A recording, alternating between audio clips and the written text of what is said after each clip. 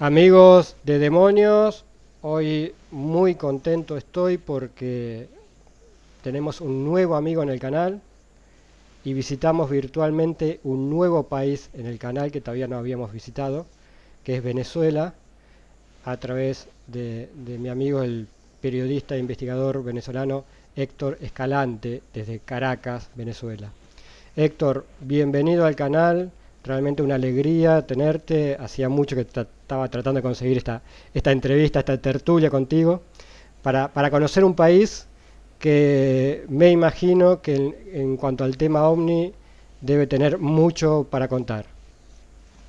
Sí, Carlos, bueno, antes que todo, agradecerte la invitación de dar la oportunidad de poder participar contigo a través del canal y poder informar a toda esa audiencia que no solo se ancla a el continente, sino que va mucho más allá de lo que es el continente americano, porque ya he tenido referencias de tu programa en tu canal con otras personas que te sintonizan, te escuchan, te ven desde países que uno ni se imagina. Entonces, bueno, en principio agradecido por esa oportunidad de poder llevar un poco lo que se está haciendo en Venezuela, ¿no? Que digamos que en comparación con otros países, como por ejemplo la Argentina, como por ejemplo Chile, México, donde el trabajo omnilógico está muy bien elaborado y muy bien desarrollado. Bueno, en Venezuela estamos haciendo un trabajo, lo que llaman trabajo de hormiguita, ¿no?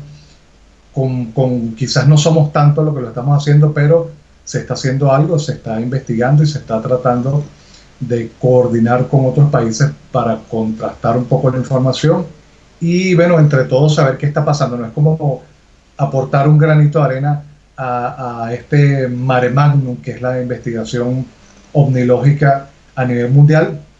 Y aquí estamos entonces para compartir contigo y con tu audiencia todo lo que está pasando en este país. Ya tú lo decías en la introducción, es un país, quizás somos conocidos por otras cosas. Eh, la política, que es lo que en Venezuela en este momento está, digamos que, importando, ¿no? Sacando a relucir fuera de nuestras fronteras geográficas, pero somos mucho más que eso. Somos mucho más que un país petrolero, somos mucho más que un país de reinas de belleza, que también comentaba en una oportunidad con un investigador que nos decía que, bueno, Venezuela es conocido por sus reinas de belleza en el mundo. Somos más que eso, somos más que petróleo, más que reinas de belleza. Tenemos también mucha actividad ovnilógica, Carlos. Y hay casos muy importantes y por supuesto, estamos ahí porque, como tú bien sabes, hay cosas que se prestan para la confusión y, bueno, ese es precisamente el trabajo, ¿no? Investigar. Y fíjate, desde el punto de vista periodístico, que es mi oficio, más que elaborar teorías, es un poco sacar a la luz pública lo que está pasando, ¿no? Que la gente conozca y que tenga esa oportunidad de diferenciar qué puede ser real, qué puede ser mentira o qué puede ser confundido. Recordemos que hay muchos fenómenos que pueden producirse que, como tú bien sabes, pueden ser tergiversados, o la gente por falta de conocimiento puede confundir con lo que es la casuística, el fenómeno ovni, ¿no? Y, bueno, eso es un poco el trabajo que hacemos, llevar eso, sacarlo a la luz pública para que se conozca. Y fíjate, no tanto generar tendencias, ¿no? Ni opinión, sino que la gente conozca y sea la propia gente la que saque sus conclusiones, decida por su propia cuenta creer o no creer. No queremos imponerle a nadie este conocimiento, pero sí queremos que se sepa qué es lo que está pasando, y está pasando mucho en Venezuela. Y eso también, Carlos, nos sirve precisamente para que, como incentivo, para que quienes sienten temor en hablar sobre el tema, que en el caso venezolano se repite con mucha frecuencia porque la cultura, no se ha creado una cultura seria en torno a este tema, es permitir que esa gente que ha tenido experiencia, que es mucha la cantidad de personas que han vivido experiencias de este tipo, bueno, que sientan la confianza de prestar su nombre para que otras personas, tanto dentro del país como fuera de él, puedan conocer que también en Venezuela se está dando este tipo de fenómenos. Y, bueno, sientan un poco esa libertad, no se sientan cohibidos con ese temor, tú sabes, de que me vayan a decir que estoy loco, que me ridiculicen en el trabajo, que mi familia me vea de una forma extraña porque pude ver algo y lo estoy contando. Ese es parte del trabajo que estamos haciendo.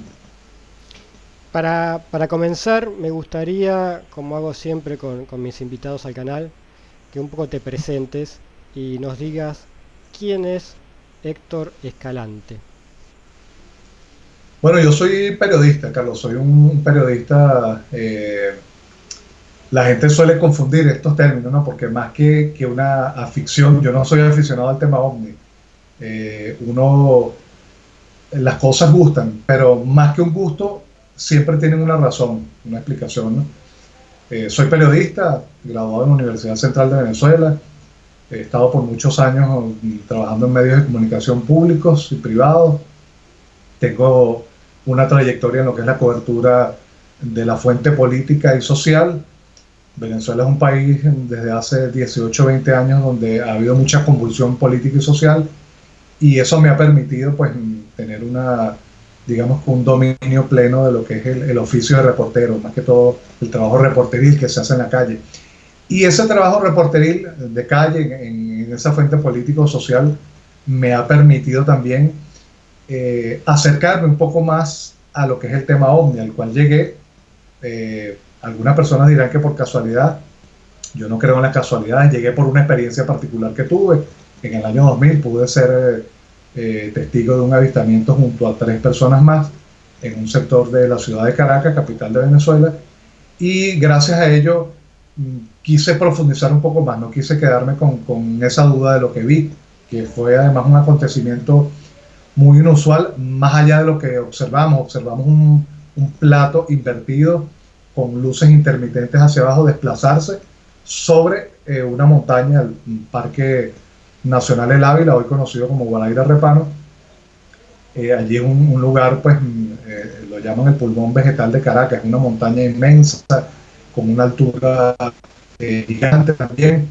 Y ese sitio es prestado para que muchas personas observen este tipo de fenómenos. No tanto también el fenómeno ovni, sino fenómenos paranormales han tenido lugar en la montaña. Nosotros observamos allí ese plato, pero fíjate, Carlos, lo interesante de esto, en mi caso, lo veo yo así, no fue lo que observamos, que fue algo inusual, nunca había visto algo así, sino la reacción que tuvimos las 4 personas que estábamos allí, porque volteamos hacia atrás, observamos este plato que iba desplazándose a ras por la montaña, nos vimos la cara las 4 personas y seguimos caminando como autómatas, como unos robots. Y no fue sino al cabo de unos 10 o 15 minutos donde reaccionamos, nos volvimos a mirar las caras y nos preguntamos, wow, ¿qué sucedió aquí? ¿Qué fue lo que pasó? Bueno, hubo reacciones distintas. Una de las chicas que nos acompañaba se puso a llorar, hubo pánico, hubo confusión. Para mí eso fue extraordinario, como te digo, combinando lo que vimos con la reacción que tuvimos, que no es una reacción normal de cuando uno observa algo desconocido, pues para mí fue algo fenomenal y fue lo que me abrió las puertas en el mundo de la investigación. Yo traté de fusionar esa experiencia con los estudios de periodismo, que en ese momento estaba comenzando la carrera, y bueno, como te decía al principio, el trabajo reporteril de calle me fue ayudando a acercarme. Yo no quise quedarme con esa experiencia que viví, sino que quise saber qué había detrás de eso, y descubrí que detrás de esa experiencia había todo un mundo, había cientos de casos de personas que habían vivido cosas similares. Entonces, bueno, fui como acercándome, y el trabajo periodístico me facilitó, me abrió las puertas para hacer ese trabajo, y es lo que me ha llevado a estar donde estoy, a ser un divulgador de este fenómeno que ocurre con mucha frecuencia en Venezuela. Y bueno, con el paso de los años, Carlos, gracias a este oficio, aunque pienso que aun cuando no fuera periodista, pudiese uno desarrollarse en lo que es la investigación desde el fenómeno OVNI, pero hay que reconocer que te abre puertas, ¿no? Sobre todo en un país donde no hay una cultura fuerte fomentada hacia este tema. La gente siente como temor de hablar, hay mucho tabú. Entonces el hecho de decir que eres periodista y te acercas a la gente para consultar qué fue lo que vivió, para luego divulgarlo de una manera seria, objetiva, eso abre muchas puertas y nos acerca mucho a los testigos. Es una ventaja, pienso yo, que tiene uno como periodista para involucrarse en este tema, que aunque desde algunos puntos de vista puede ser visto de forma no muy seria, pues desde otros ángulos tiene toda la seriedad, sobre todo desde el ángulo de las personas que han sido testigos de estos casos.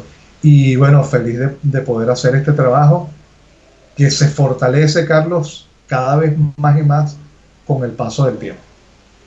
A partir de aquel caso, de aquel avistamiento que tuviste, que fue un poco el disparador para que te empezaras a meter en este mundo del llamado fenómeno ovni o el nombre que le quieran dar.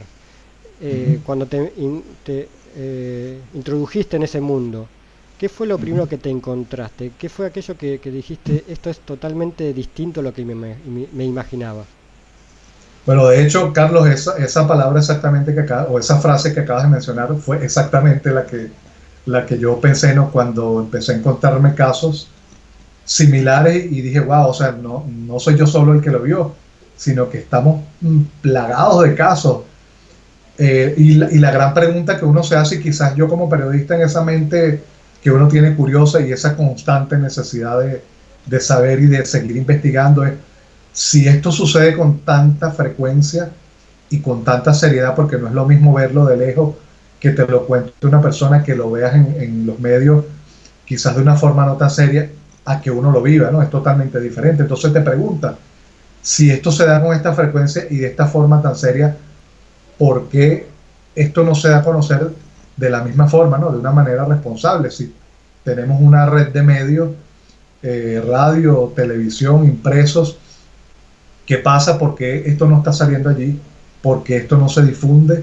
¿Por qué hay tanto tabú? ¿Por qué hay tanto misterio en conocer esto que sucede? Bueno, y cuando vas avanzando te encuentras ese mundo que hay, y hay una especie de choque allí porque hay una gran cantidad de testimonios muy serios, como te decía, aunque también te encuentras de todo, testimonios de personas que confunden fenómenos, testimonios de personas que también están buscando ganar fama, están buscando dinero y utilizan este tema para eso. Eso por un lado, y por el otro te encuentras esa barrera que te frena constantemente la divulgación, que te frena la evolución de que esto trascienda.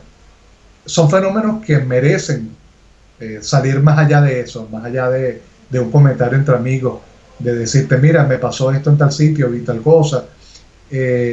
Pero bueno, y sigue siendo chocante, porque por un lado sientes satisfacción en encontrarte eso, wow, esto existe, hay más personas que lo están viviendo, lo estamos analizando de esta forma, pero por otro hay un poco de decepción al ver esa situación, no hay la suficiente disposición, digamos, de los medios de comunicación, que son quienes deberían dar parte de esto. Yo siempre pongo el ejemplo, si existe un periodismo dedicado a la moda, a la farándula, si existe un periodismo ecológico, debería existir también una rama del periodismo dedicada a la investigación y divulgación de este tipo de fenómenos, de una forma seria, no hacer un circo como se hace en algunos casos, sino tratar la parte seria, pero que el periodismo sea quien tome las riendas de ello y abra esas puertas, no la hay, entonces te encuentras con ese paralelismo y esa es parte del trabajo, ¿no? Acabar con ese shock que yo lo viví y pienso es el que vive toda esta gente que ha sido testigo de estas experiencias y que no quieren contarlo porque han visto muy de cerca cómo otros casos han sido ridiculizados, han sido criticados, no se le ha dado el tratamiento que merece el tema. Ya vamos a pasar a hablar de casos concretos que a muchos este, visitantes del canal les interesa. Pero antes de pasar a los casos, quería preguntarte puntualmente cuál es, dada la particular situación política de Venezuela, cuál es la posición a nivel oficial con respecto al tema OVNI. Es decir, oficialmente, ¿qué se dice? ¿El tema OVNI se apoya este tipo de actividades? ¿No se las apoya? ¿Cuál es la situación al respecto? Fíjate, Carlos, hay una situación bien atípica, ¿no? Porque uno de los puntos, digamos, que yo he tenido la oportunidad de desarrollar como periodista ha sido precisamente la observación de objetos voladores no identificados durante la realización de actividades, digamos, masivas, ¿no? Todo aquello donde está implicado la participación de mucha gente. Y como te decía, Venezuela desde hace 20 años es un país que tiene una situación social y política muy activa. ¿Qué ha pasado? Que durante los últimos 20 años ha habido una recurrencia increíble del fenómeno que coincide con la realización de actividades de tipo político y social. Eso nos debería llevar a pensar que merece una investigación seria por parte de los gobernantes, por parte de organizaciones gubernamentales, no gubernamentales, al ver lo que está pasando. Pero fíjate, no ha sucedido. Eso llama bastante la atención. Sin embargo, no hay posiciones oficialmente marcadas. Yo he tenido la oportunidad de conversar con algunas personas que tienen, digamos que algunos cargos de poder un tanto altos y sienten la disposición de prestarse para hacerlo, pero siempre hay algo que frena el hecho de que eso digamos que se interprete de forma oficial. Empezando porque no hay una ley que obligue a investigar estos fenómenos, una ley que quizás lleve a clasificar o desclasificar casos que ocurren, incluso habiendo personas que han ocupado esos altos cargos involucradas con estos casos. Un caso muy conocido, Carlos, ocurrió en la década de los 80, estando en el mandato del presidente Carlos Andrés Pérez. Ocurrió una situación en una actividad que había en el Palacio de Gobierno, en Miraflores, Caracas, estando el presidente de la República en una actividad, creo que era un consejo de ministros, estando ellos en plena actividad. El palacio tiene un patio interno y desde ese patio la prensa, algunos ministros pudieron observar el desplazamiento de varios objetos, 3 objetos específicamente, sobre el cielo, y esto llamó la atención. Y imagínate, desde esa instancia de la presidencia de la República se mandó inmediatamente a investigar qué pasaba y hubo todo un revuelo, hubo comunicación, Ministerio de la Defensa, torre de control, base aérea, la principal base aérea foránea que estaba en el estado de Aragua, un estado vecino a la capital, y se logró determinar, Carlos, que esos 3 objetos que se vieron allí no formaban parte de ningún acto oficial autorizado por el gobierno, no era sobrevuelo de aeronaves conocidas. Bueno, se generó a nivel de prensa toda una oleada de información, se logró demostrar, y lo bueno es que fue de forma inmediata, que estábamos hablando de un fenómeno no conocido, no eran aeronaves conocidas por las personas, no eran vuelos autorizados desde las instancias que autorizan los vuelos. Y digamos que para cerrar con broche de oro, la confirmación desde las torres de control de no haber tenido reportes registrados en los radares. Estamos hablando de un fenómeno atípico, algo que no es común que suceda.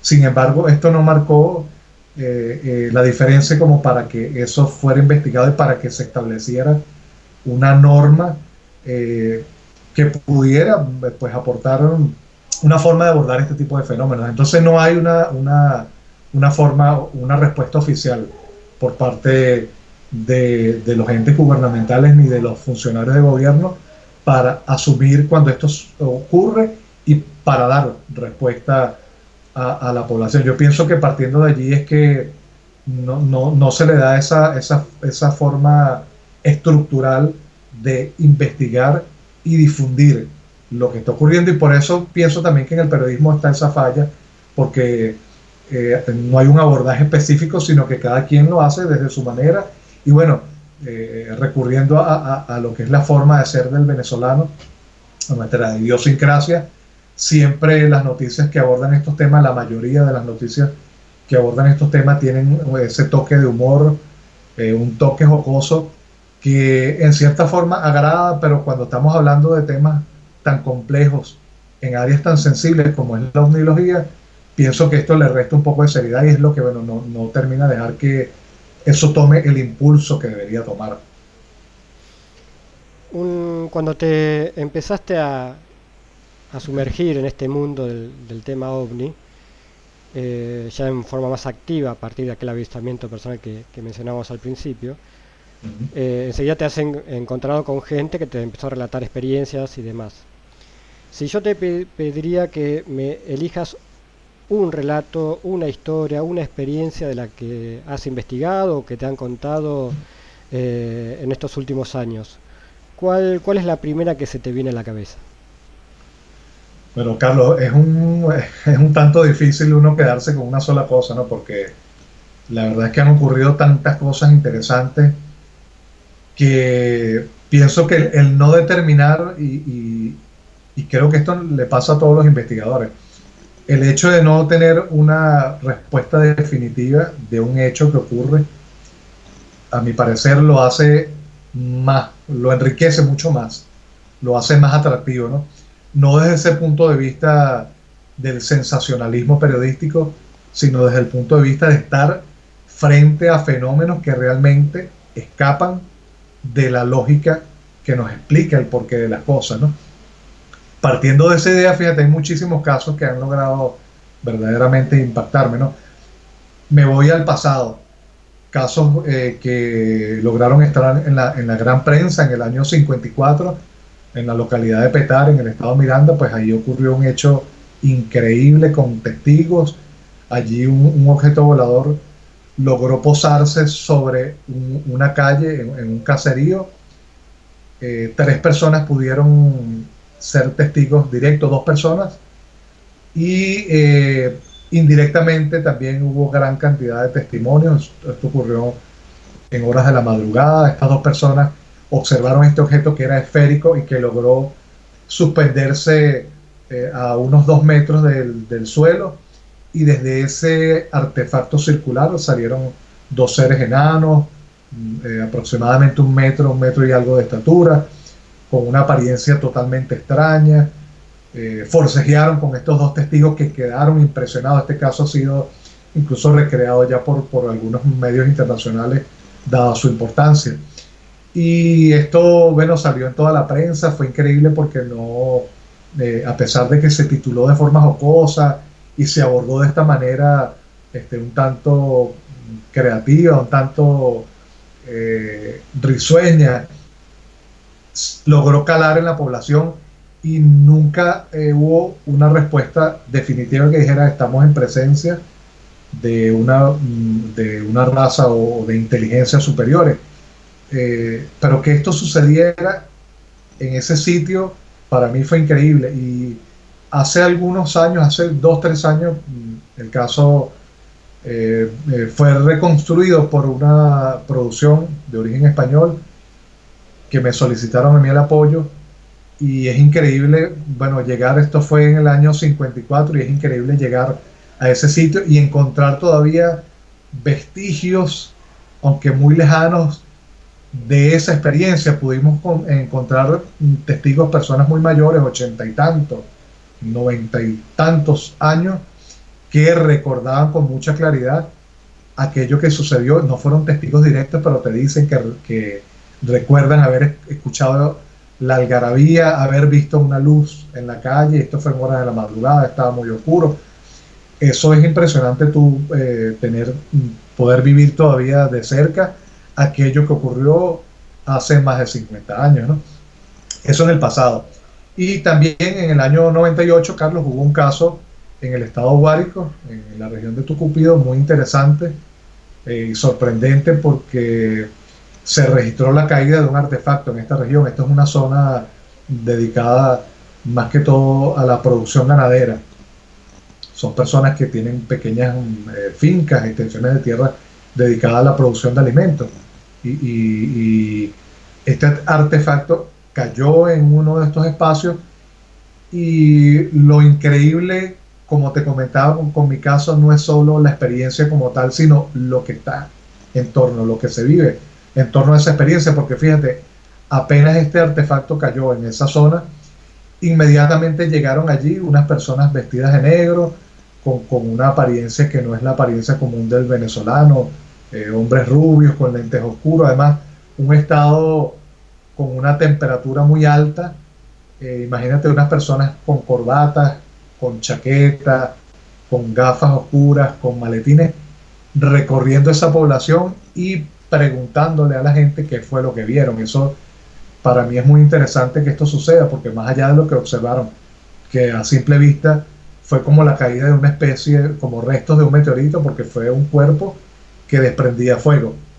Cayó, se sintió un leve temblor de tierra, pero qué interesante que esto ocurra y que inmediatamente a los pocos minutos de esto suceder estén estas personas allí eh, preguntándole a la población qué pasó, qué fue lo que ellos vivieron, o sea, de dónde vienen estas personas, cuál es el interés de saberlo. Y bueno, al final, cuando se intentó dar una respuesta pública, digamos que la teoría fue que se trató de restos de un satélite norteamericano, el ojo de un satélite norteamericano que cayó en la región de Tucupío. Sin embargo, esa respuesta no logró satisfacer la curiosidad o la necesidad informativa del público, de las personas, tanto los testigos como el resto de la población que sigue este tipo de noticias. Y también, bueno, se creó en torno a ello un fenómeno curioso que vuelve a decirnos que definitivamente allí ocurrió algo que no es normal, que escapa de la lógica y de la posibilidad de explicar desde el punto de vista común qué fue lo que sucedió. Allí también, durante los días posteriores a haber ocurrido este hecho, Carlos, eh, hubo reportes de personas que acudieron al hospital cercano a esta comunidad con síntomas comunes que fueron salpullidos en la piel, tipo erupción, algunos eran como quemadas, reportaron malestar general, reportaron también vómitos y hubo una recurrencia de abortos espontáneos en algunos casos de embarazo, ¿no? Esto fue común, no le sucedió a una persona, sucedió en varias personas y bueno, nos dice que definitivamente algo pasó allí. Te estoy hablando de estos casos que son del pasado. Ahora, lo que me ha tocado investigar también. Disculpa Héctor, bueno, ambos casos muy interesantes con algunas características muy particulares.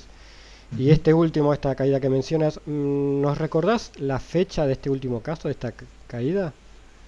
Sí, esto ocurrió a mediados del año en 1998. Ok. Ocurrió el año de 1998. Tengo entendido que fue entre julio.